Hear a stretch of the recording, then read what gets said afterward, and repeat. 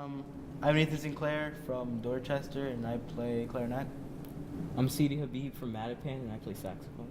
I'm Nan Huynh from Dorchester, and I play the trumpet. I feel very excited, but at the same time also pretty nervous because I'm the first one who's gonna perform this, and after like many people, like they might see how I play and then judge it based off of that. Yeah, I feel like, as you said, excited and nervous because our example is going to be set for everyone else who's going to play this piece.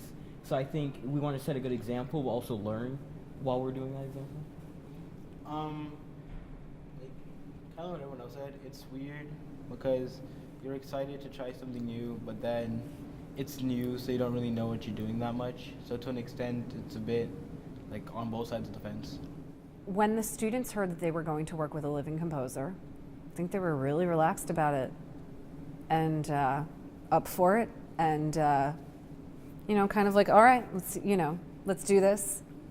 Yeah, I actually like that about them. I think the students here are up for new experiences and quite open, and yeah, I don't think they were excited. I think they were just open and willing, incredibly willing to work and take this seriously, and yeah.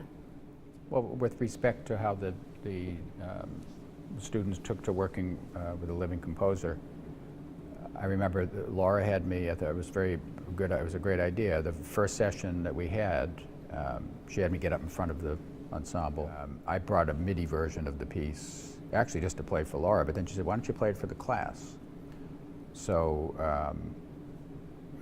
I did. Actually, it was a portion of the piece at that point.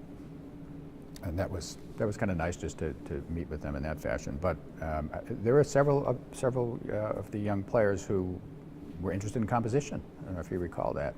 So they actually asked me some questions about writing. And I was, it made me feel good that I was able to be encouraging about composition. The rest of them, as I would expect, there were some that were shy, from my perception, and some who were kind of curious. And what does it mean to be a composer? In fact, I think Laura, as I recall, she encouraged the students to ask me questions about what's life like as a composer, and so then some of them came forward and just wanted to know what it meant. What does a composer do? How does it work? So I think that's a great idea for any future project to start like that when the composer first comes on site anyway, to have some just verbal interaction, and maybe for those who are a little nervous, that'll break that nervousness.